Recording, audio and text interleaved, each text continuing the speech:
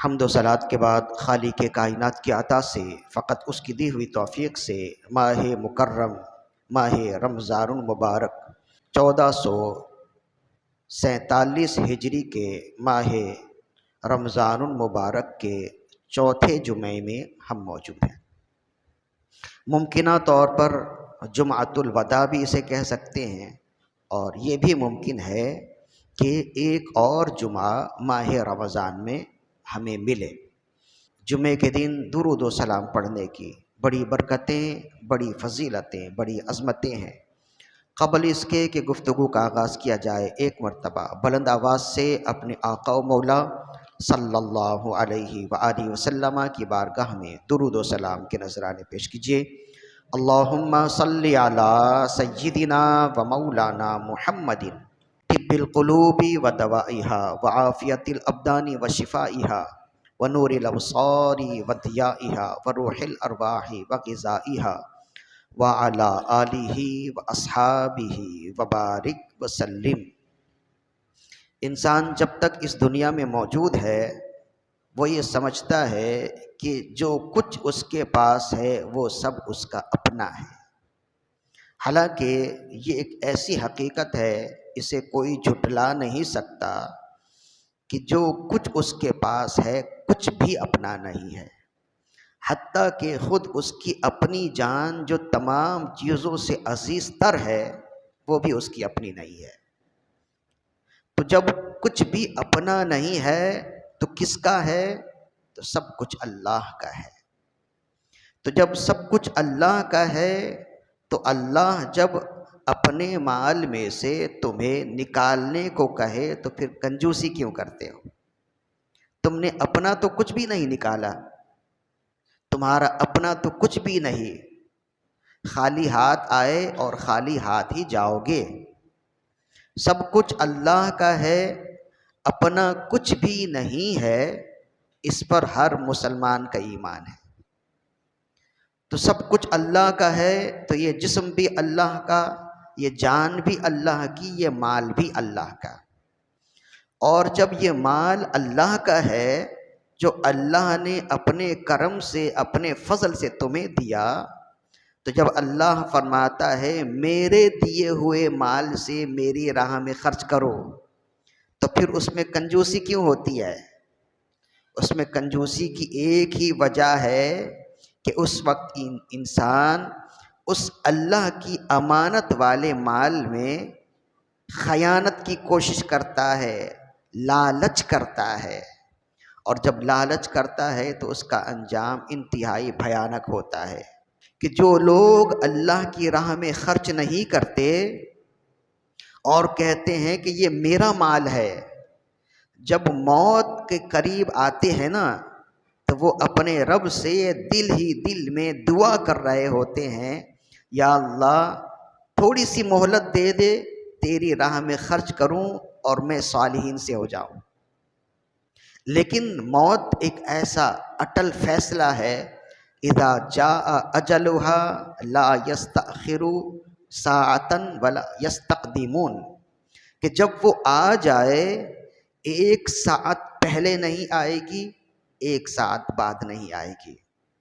تو عقل مند انسان وہی ہے کہ موت سے قبل اللہ کے دیے ہوئے مال کو اللہ کی راہ میں خرچ کرے۔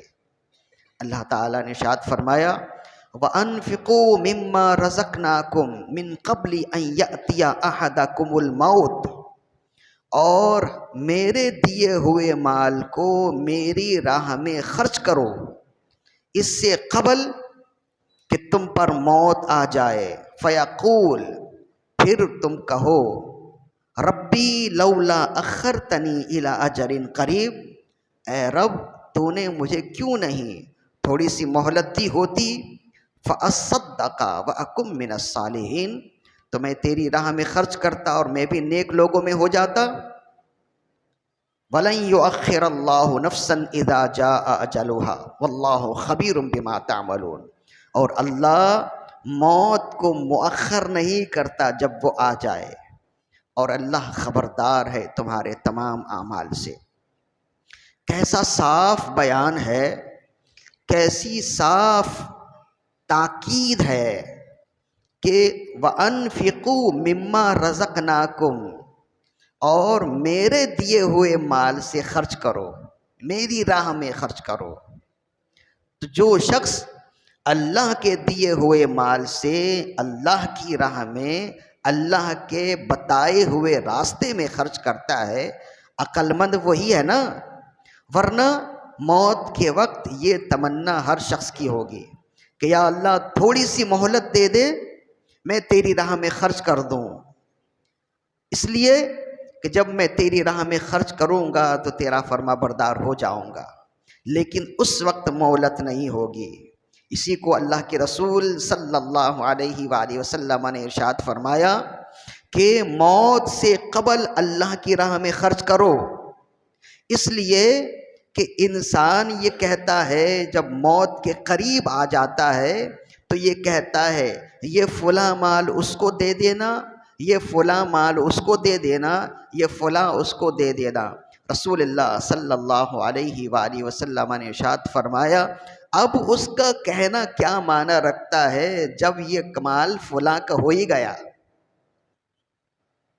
جب یہ مال فلاں کا ہو ہی گیا تو اب اس کا یہ کہنا کہ یہ فلاں کو دے دینا کیا معنی رکھتا ہے؟ اس لیے کہ جب ہم مر گئے تو اب ہمارا مال کس کا ہوا؟ کچھ مال بچوں نے لے لیے، کچھ بیوی نے لے لیے، کچھ ماں باپ نے لے لیے، بچے نہیں تو بھائی بہنوں نے نہیں لے لیے۔ یہ تو خود کا تو ہوا نہیں نا، مال تو دوسرے کا ہی ہو گیا۔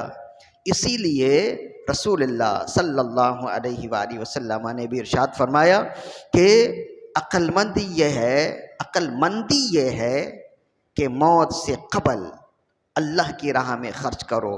ماہ رمضان المبارک ایسا پاکیزہ اور برکتوں والا مہینہ ہے کہ اس مہینے میں ہر عمل کا ثواب 70 گنا بڑھا دیا جاتا ہے، تو اس ماہ میں جو خرچ کرے اس خرچ کا ثواب بھی 70 گنا بڑھا دیا جاتا ہے، اور اللہ کی راہ میں جو خرچ کرے وہ کامیاب ہوتا ہے، اور جو خرچ نہ کرے دنیا میں تو وہ حسرتیں لے کے ہی اس دنیا سے جاتا ہے، لیکن آخرت میں کیا ہوتا ہے؟ علماء کرام نے فرمایا، امام خویری رحمہ اللہ نے لکھا، حکایت ہے اور آگے جا کر یہ حدیث بھی ہے۔ حضرت سیدہ عائشہ صدیقہ رضی اللہ عنہا فرماتی ہیں ایک خاتون آپ کی خدمت میں حاضر ہوئی، اس کا ایک ہاتھ شل تھا، ہاتھ سوکھا ہوا تھا، بیکار تھا، معذور تھا، کام نہیں کر رہا تھا۔ حاضر خدمت ہوئی اور عرض کرنے لگی اے ام المؤمنین آپ میرے لیے دعا کر دیجئے، میرا یہ ہاتھ قابل استعمال ہو جائے، میرا یہ ہاتھ صحیح ہو جائے، میں اس ہاتھ سے اپنے کام کر سکوں۔ یہ ہاتھ بالکل سن ہے، خشک ہو گیا ہے، اس میں خون کی روانی ختم ہو گئی ہے۔ تو آپ نے اس سے فرمایا کہ میں یہ چاہتی ہوں کہ اللہ کے رسول صلی اللہ علیہ وسلم کے بارگاہ میں تمہیں لے جاؤں۔ تو آپ اس خاتون کو لے کر رسول اللہ صلی اللہ علیہ وسلم کی بارگاہ میں حاضر خدمت ہوئیں، عرض کرنے لگی یا رسول اللہ صلی اللہ علیہ وسلم یہ خاتون میری خدمت میں آئی اور ان کا مسئلہ یہ ہے کہ ان کا یہ ہاتھ شل ہے، یہ ہاتھ سن ہے، خشک ہے، قابل استعمال نہیں ہے، یا رسول اللہ یہ چاہتی ہیں آپ ان کے لیے دعا کر دیجئے ان کا ہاتھ صحیح ہو جائے۔ تو رسول اللہ صلی اللہ علیہ وسلم نے ان خاتون سے پوچھا آخر یہ ہوا کیسے، کیا معاملہ ہے؟ عرض کرنے لگی یا رسول اللہ صلی اللہ علیہ وسلم میرے ماں باپ دونوں اس دنیا سے چلے گئے، کچھ دنوں قبل میں نے خواب دیکھا اور میں نے خواب میں اپنی والدہ کو جہنم کی آگ میں جلتا ہوا دیکھا، اور میں نے دیکھا کہ میری والدہ جہنم کی آگ سے بچنے کے لیے ان کے ایک ہاتھ میں چمڑا ہے، کھال ہے، اور ایک ہاتھ میں کپڑے کا ایک ٹکڑا ہے۔ انہی دو چیزوں سے جہنم کی آگ کو اپنے آپ سے دور کرنے کے لیے ناتمام کوشش کر رہی ہیں۔ میں نے ان سے پوچھا کہ امی جان آپ تو بہت نیک اور پرہیزگار تھیں، آپ تو نمازی بھی رہیں، آپ تو روزے دار بھی رہیں، اور شوہر بھی آپ سے خوش رہا، شوہر کی فرما بردار رہیں، تو پھر یہ آپ یہاں کیسے، اور یہ جہنم کی آگ کیسے؟ تو ماں نے بتایا کہ بیٹی، میں بے شک نماز پڑھنے والی، میں بے شک دیگر اعمال کرنے والی تھی، لیکن میرے دل میں کنجوسی تھی، میرے دل میں بخیلی تھی، اللہ کی راہ میں میں خرچ کرنے کو ناپسند کرتی تھی، میں اللہ کی راہ میں خرچ نہیں کرتی تھی۔ تو یہ دوزخ کا وہ گڑھا ہے جہاں بخیلوں کو رکھا جاتا ہے، اس لیے یہاں مجھے رکھا گیا۔ عرض کی امی جان، یہ آپ کے ایک ہاتھ میں یہ کھال ہے اور دوسرے ہاتھ میں کپڑے کا چھوٹا سا ٹکڑا ہے، یہ کیا ہے جس سے آپ اس جہنم کی آگ کو اپنے سے دور کر رہی ہیں؟ تو انہوں نے کہا کہ بیٹی، زندگی بھر میں نے انہی دو چیزوں کو اللہ کی راہ میں صدقہ کیا، کچھ کپڑے کا ٹکڑا اللہ کی راہ میں صدقہ کیا اور ایک کھال اللہ کی راہ میں صدقہ کیا، اس کے علاوہ میری زندگی میں صدقہ نام کی کوئی چیز ہی نہیں تھی۔ جب یہاں پہنچی تو مجھے معلوم ہوا کہ جن چیزوں کو میں نے اللہ کی راہ میں صدقہ کیا تھا، جہنم کی آگ سے دور کرنے کے لیے یہی دو چیزیں میرے لیے کارآمد ہیں، اور میں ان دو چیزوں سے نہ تمام کوشش کرتی ہوں جہنم کی آگ کو دور کرنے کی، اور جہنم کی آگ ہے کہ وہ مجھ تک لپکتی ہے۔ بیٹی نے پوچھا کہ امی جان، آپ تو یہاں ہیں، میرے والد کہاں ہیں؟ تو ماں نے کہا یہاں تو نہیں ہیں، وہ بے شک سخیوں میں سے تھے تو سخیوں کے پاس ہوں گے، وہاں دیکھو۔ تو بیٹی کہتی ہے خواب میں ہی میں نے پھر تلاشنا شروع کیا، جنت کی ایک وادی جو سخیوں کی وادی تھی، وہاں جب میں پہنچی تو میں نے اپنے والد گرامی کو دیکھا، اچھی حالت میں دیکھا، اور میں نے دیکھا کہ اللہ کے رسول صلی اللہ علیہ وآلہ وسلم ایک جگہ تشریف فرما ہیں، حوض کوثر ہے، وہاں اللہ کے رسول صلی اللہ علیہ وسلم کے غلام حوض کوثر سے اللہ کے رسول کے غلاموں کو پانی پلا رہے ہیں۔ تو میں نے تلاش کیا تو میں نے اپنے والد کو دیکھا کہ حوض کوثر سے پانی پلانے والوں میں میرے والد بھی موجود ہیں۔ میں نے ان سے پوچھا آپ یہاں، اور آپ کا مقام و مرتبہ یہاں کیسے؟ تو والد نے کہا یہ سخیوں کا دربار ہے، جو سخاوت کرتا ہے سید الاسخیاء کی بارگاہ میں پہنچتا ہے۔ تو یہ اللہ کے رسول سخیوں کے سخی ہیں، تو جو دنیا میں سخاوت کرنے والا ہوتا ہے تو اس کا مقام یہی ہے کہ وہ رسول اللہ صلی اللہ علیہ وآلہ وسلم کی صحبت میں پہنچتا ہے، آپ کی نسبت میں پہنچتا ہے، آپ کی سنگت میں پہنچتا ہے، اور جو سخاوت میں زیادہ ہوتا ہے رسول اللہ اسے حکم دیتے ہیں، وہ رسول اللہ کے غلاموں کو آپ کے حکم سے آپ کے حوض سے پانی پلانے کی خدمت انجام دیتا ہے۔ تو میں چونکہ دنیا میں سخاوت کیا کرتا تھا تو اللہ خوش ہوا، اللہ کے رسول راضی ہوئے، مجھے انہوں نے یہ حکم دیا ہے کہ تم میرے حوض کوثر سے میرے غلاموں کو پانی پلاؤ، تو میں پانی پلاتا ہوں۔ تو بیٹی نے ناراض ہو کے کہا آپ یہاں پانی پلا رہے ہیں اور وہاں میری والدہ ایک گھونٹ پانی کو ترس رہی ہیں، کیا آپ کو خیال نہیں ہے؟ تو باپ نے کہا بیٹا، میں نے تمہاری ماں سے کئی بار کہا کہ سخاوت بھی کیا کرو، کنجوسی نہ کیا کرو، لیکن اس کے دل میں کنجوسی تھی، وہ میری فرما بردار رہی، میں اس سے راضی ہوں، وہ نمازوں کا اہتمام بھی کرتی، دیگر اعمال حسنہ بھی کرتی تھی، لیکن اس کی ایک خرابی تھی، اس کے دل میں بخیلی تھی، کنجوسی تھی، اسی وجہ سے وہ دور ہے، اور ہمیں منع کیا گیا ہے کہ کسی بخیل کو پانی نہ پلائے۔ جب تک اللہ کے رسول کی طرف سے اجازت نہ ہو جائے، میں پانی پلانے والا تو ہوں لیکن اجازت کے بغیر پانی پلانے والا نہیں۔ اور تمہاری ماں چونکہ بخیل تھی اس لیے میں اسے پانی نہیں پلا سکتا، مجھے اجازت نہیں ہے۔ تو یہ گفتگو ہوئی، وہ باپ پانی پلانے لگا تو بیٹی کہتی ہے خواب میں ہی میں نے چپکے سے ایک کٹورا پانی بھر لیا اور میں لے کر چلی اپنی والدہ کی طرف، اور وہاں جیسے ہی پانی پلانے لگی تو پانی خشک ہو گیا اور آواز آئی تم نے اپنے رب کی نافرمانی کی۔ یہ پانی بخیلوں کے لیے نہیں، یہ پانی سخیوں کے لیے ہے۔ تم نے بخیلوں کو پانی پلانے کا جرم کیا، اس جرم میں تمہارا ہاتھ خشک کر دیا گیا ہے۔ تو کہتی ہیں کہ جب میں بیدار ہوئی تو یہ میرا ہاتھ خشک تھا۔ یا رسول اللہ صلی اللہ علیہ وسلم میرے لیے دعا کر دیجئے۔ رسول اللہ صلی اللہ علیہ وسلم نے فرمایا کہ کیا تمہیں معلوم نہیں ہے کہ سخاوت اور بخیلی یہ جنت اور دوزخ میں دو درخت ہیں۔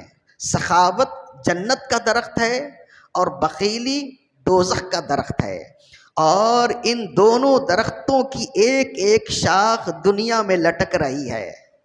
تو جو سخاوت والی شاخ کو تھامتا ہے وہ شاخ اسے لے کر جنت میں پہنچا دیتی ہے، اور جو بخیلی کی شاخ کو تھامتا ہے تو وہ شاخ اسے لے کر دوزخ تک پہنچا دیتی ہے۔ السخی قریب من اللہ وقریب من الناس وقریب من الجنہ وبعید من النار۔ سخی اللہ کے قریب ہے، اللہ کے بندوں کے قریب ہے، جنت کے قریب ہے، دوزخ سے دور ہے۔ والبخیل بعید من اللہ وبعید من الناس وبعید من الجنہ وقریب من النار۔ اور بخیل اللہ سے دور ہے، اللہ کے بندوں سے دور ہے، جنت سے دور ہے اور جہنم کے قریب ہے۔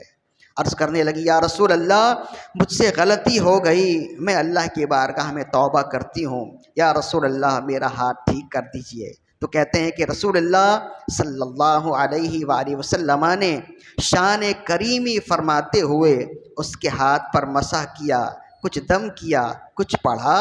تو کہتی ہے خاتون جب گئیں تو اس حال میں تھی کہ ان کا وہ ہاتھ بالکل صحیح تھا۔ امام خویری رحمہ اللہ نے اس واقعے کو لکھا ہے اور یہ حدیث ہے۔ اب اس میں دو باتیں ہیں جو اہم ترین ہیں، غور طلب ہیں۔ ایک تو یہ ہے کہ اس میں رسول اللہ صلی اللہ علیہ وسلم کا معجزہ موجود ہے، میرے آقا صلی اللہ علیہ وسلم کی بڑی شان موجود ہے کہ وہ ہاتھ جو خشک ہو گیا تھا اس ہاتھ کو اللہ کے رسول صلی اللہ علیہ وسلم نے فقط دست شفقت پھیرا، وہ ہاتھ صحیح سلامت ہو گیا۔ یہ ہے اللہ کی عطا سے جو ہم کہتے ہیں نا، اور اسی کو کہتے ہیں مشکل کشائی۔ مشکل کشائی کا مطلب ہوتا ہے مشکل حل کر دینا۔ اسی لیے ہم کہتے ہیں کہ اللہ کے رسول بھی مشکل کشا ہیں، اور آپ کی عطا سے آپ جس کو جو عطا فرما دیں وہ بھی مشکل کشا ہوتا ہے۔ اگر آپ مشکل کشا نہ ہوتے تو کیا وہ خاتون کو معلوم نہیں ہے کہ یہ اللہ کی جانب سے ہوا تو اللہ سے ہی دعا کریں؟ کیوں اللہ کے رسول کی بارگاہ میں آئیں؟ یہ عقیدہ اہل سنت ہے کہ اللہ اپنے خاص بندوں کو خاص خوبیاں عطا کرتا ہے۔ جو بہت زیادہ خاص ہوتے ہیں ان میں بہت زیادہ خوبیاں ہوتی ہیں، جو کچھ کم خاص ہوتے ہیں ان میں کم خوبیاں ہوتی ہیں۔ تو یہ آپ کے معجزات میں سے ہیں کہ صحابہ کرام آپ کی بارگاہ میں آتے اور آ کر کہتے یا رسول اللہ میرا یہ معاملہ ہو گیا، اور اللہ کے رسول ان کا معاملہ حل کر دیتے۔ یہ اس بات کی دلیل ہے کہ اللہ کے رسول مشکل کشا ہیں، اور یہ اس بات کی بھی دلیل ہے کہ صحابہ کا بھی یہی عقیدہ تھا کہ اللہ کے رسول مشکل کشا ہیں، جبھی تو وہ آپ کی بارگاہ میں آتے تھے۔ صحیح بخاری کی حدیث ہے کہ ایک یہودی تھا ابو رافع، وہ اللہ کے رسول صلی اللہ علیہ وسلم کی شان میں بڑی گستاخیاں کرتا تھا۔ طویل حدیث ہے۔ رسول اللہ صلی اللہ علیہ وسلم نے ایک صحابی حضرت عبداللہ بن عتیق رضی اللہ عنہ کو بھیجا کہ تم جاؤ اور جا کر اس کا کام تمام کرو۔ حضرت عبداللہ بن عتیق رضی اللہ عنہ گئے اور جیسے تیسے وہاں گئے۔ وہ اپنے قبیلے کا سردار تھا، تو رات کے وقت گئے اور جا کر اسے قتل کیا۔ قتل کرنے کے بعد جب شور ہوا نا تو پھر وہاں سے آپ واپس پلٹے۔ جب قتل کرنے کے بعد بھاگے، سیڑھیوں سے نیچے گرے اور پنڈلی ٹوٹ گئی۔ اپنا امامہ کھول کر پنڈلی پہ باندھا اور پھر اسی حالت میں صبح کے وقت رسول اللہ صلی اللہ علیہ وسلم کی بارگاہ میں حاضر ہوئے۔ آپ نے فرمایا کام ہو گیا۔ عرض کی یا رسول اللہ، آپ نے جو حکم دیا تھا، جو آپ کا گستاخ تھا، اسے نار جہنم کر دیا۔ یا رسول اللہ، اس خدمت پر یہ میری پنڈلی ٹوٹ گئی ہے۔ آپ نے فرمایا پنڈلی آگے کرو۔ جب پنڈلی آگے کی، آپ نے اپنا دست شفقت پھیرا۔ کہتے ہیں جب وہاں سے اٹھے تو ایسا معلوم ہوتا تھا کہ درد تھا ہی نہیں، ہڈی ٹوٹی ہی نہیں تھی۔ یہ صحیح بخاری کی حدیث ہے۔ اور اس طرح کے نظائر ہر زمانے میں ہوتے رہے۔ ہمارے ایک بہت بڑے بزرگ ہستی گزرے ہیں جنہیں کہتے ہیں حکیم الامت، مفتی احمد یا خان نعیمی رحمہ اللہ۔ بہت بڑا نام ہے۔ قرآن کی بھی خدمت کی، 2 تفسیریں قرآن کی انہوں نے لکھی ہیں، اور حدیث کی خدمت کی۔ مشکات المصابیح کی 8 جلدوں پہ اردو زبان میں آج تک ان سے بڑھ کر اور خوبصورت شرح کسی نے نہیں لکھی۔ ہمارے ادارے میں پڑھائی جاتی ہے اور علماء اس کا مطالعہ کرتے ہیں۔ مزید اور بھی کئی کتابیں انہوں نے لکھی اور کئی کتابوں کے مصنف ہیں۔ اہل سنت و جماعت میں بڑا مقام و مرتبہ رکھتے ہیں۔ ان کا لقب ہے حکیم الامت۔ اس امت کی حکمت والے لوگوں میں آپ کا شمار ہوتا ہے۔ کہتے ہیں کہ درباری رسالت میں حاضری ہوئی، حج کے لیے گئے تھے اور وہاں روضہ رسول پر حاضری ہوئی۔ روضہ رسول پر حاضری دینے جا ہی رہے تھے کہ سیڑھیوں سے گرے اور ہاتھ کی کلائی کی ہڈی ٹوٹ گئی۔ بہت زیادہ تکلیف ہوئی، بہت زیادہ درد ہوا، تو اپنی کلائی کو چوما اور کہا کہ یہ تو میرے نبی صلی اللہ علیہ وسلم کی نشانی ہے، یہ تو میرے محبوب کا درد ہے۔ اے درد، تیری جگہ کلائی میں نہیں، تیری جگہ دل میں ہے۔ بارگاہ رسالت میں حاضر ہوئے، عرض کرنے لگے یا رسول اللہ صلی اللہ علیہ وسلم، یہ ٹوٹی ہوئی کلائی ہے، یہ میں نہیں چاہتا کہ جڑے، لیکن میں چاہتا ہوں کہ یہ ہاتھ کا درد ختم ہو جائے۔ یا رسول اللہ، اے وہ نبی جس نے عبداللہ بن عتیق کی پنڈلی جوڑ دی تھی، آپ کے لیے کب یہ بعید ہے کہ میرا یہ ہاتھ بھی ٹھیک ہو جائے، میری ہڈی بھی جڑ جائے؟ یا رسول اللہ، میں چاہتا ہوں کہ میرا یہ ہاتھ قابل استعمال ہو جائے۔ کہتے ہیں کہ میں نے روضہ رسول کے سامنے یہ دعا کی۔ کہتے ہیں پھر اس کے چند دنوں بعد ہڈی تو نہیں جڑی لیکن ہاتھ صحیح ہو گیا، اور فرماتے ہیں جب وہ گھر آئے تو ایکس رے کروایا تو دیکھا کہ 2 جگہ سے ہڈی ٹوٹی ہوئی ہے اور ہڈیوں کے درمیان میں فاصلہ بھی ہے۔ فرمائے اس کے باوجود آج اسی ٹوٹے ہوئے ہاتھ سے میں تفسیر لکھ رہا ہوں۔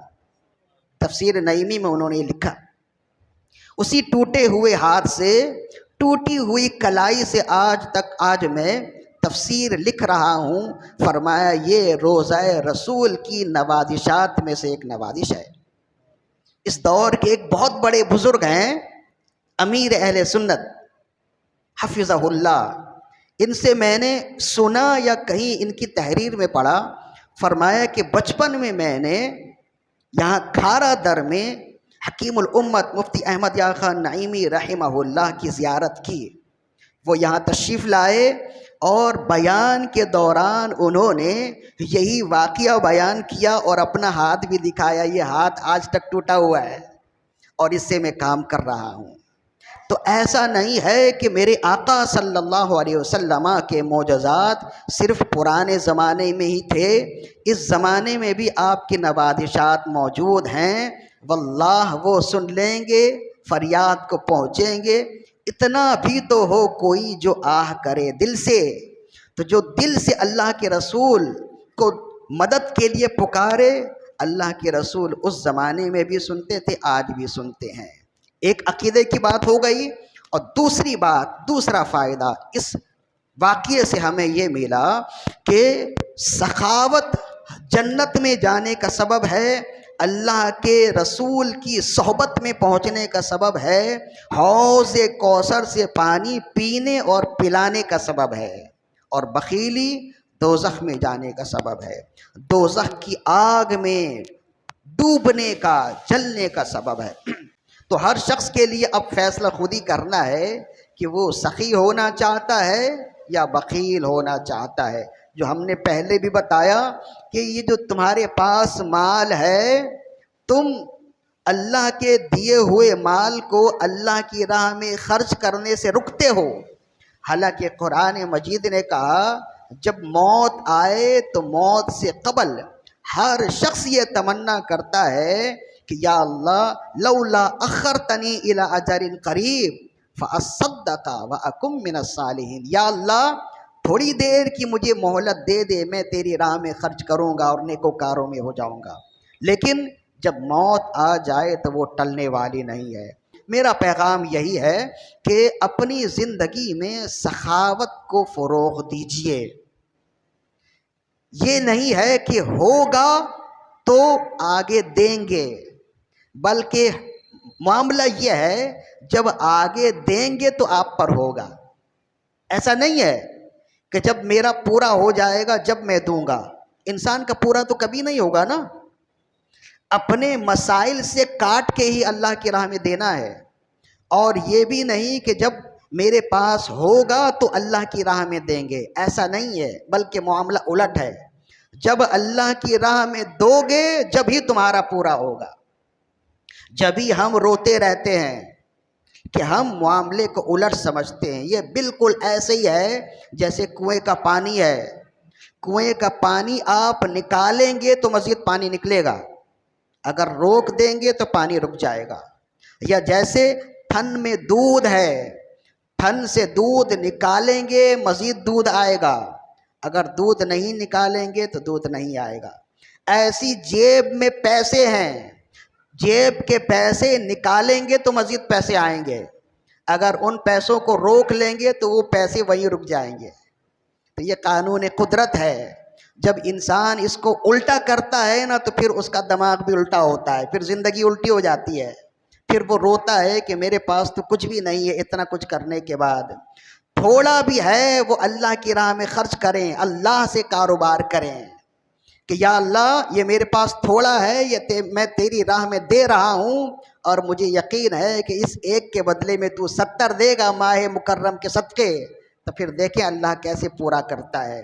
تو ماہ مکرم میں عبادت بھی کیجئے، ریاضتیں بھی کیجئے، اور ساتھ ساتھ اللہ کی راہ میں صدقات اور خیرات کا اہتمام خوب کیجئے، تاکہ جیسے آپ اپنا بنا چکے عید کی تیاری جیسے آپ اپنے بچوں کے لیے کر رہے ہیں یا کر چکے ہیں، کوئی رہ گیا ہے تو وہ بھی کر پائے۔